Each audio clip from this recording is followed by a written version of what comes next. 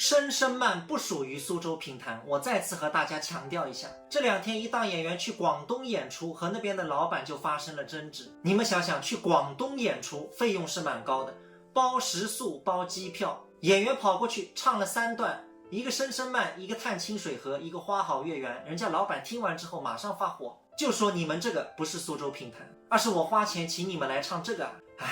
关于真假评弹，我以前早就做过好多期视频。像现在所谓流行的那些声声慢啊、花好月圆、探清水河，仅仅是用苏州话唱的流行歌而已，和苏州评弹一点关系都没有。你要说的好听点，充其量就是评歌，但不是评弹。我再举个例子，如果我用苏州话去唱双节棍，那双节棍是不是也变成苏州评弹？对吧？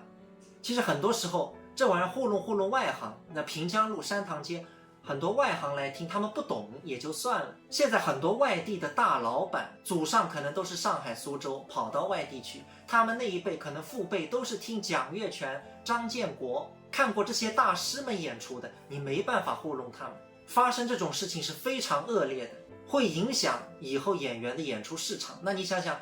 以后广东那边的老板还愿不愿意再让我们去演出呢？什么是正宗的苏州评弹？要苏州评弹博物馆和苏州评弹学校里面有记载有记录的长篇书目当中出的流派，目前应该是20多个，这些才是正宗的苏州评弹。很多外行朋友可能不了解，看到一男一女穿着长衫旗袍，一个拿着3弦，一个拿着琵琶，好像这个形态就是评弹，不管他们嘴里唱什么，这个都是评弹，这是错误的。当然我这里再说明一点，我本身对这些声声慢啊、花好月圆等等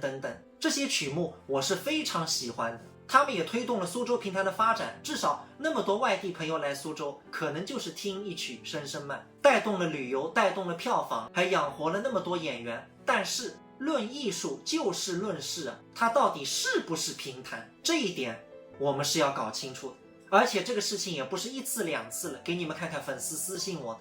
言语之中可以看出他们的担忧，很多外地朋友都以为声声慢就是评弹。所以说要传承曲艺，弘扬非遗，首先就是要让大家学会鉴赏，能够甄别，然后我们再坐下来慢慢的欣赏它。朋友们，如果你们对苏州评弹还有什么不了解的，可以在下面留言，只要是我了解的，我一定会回答你们。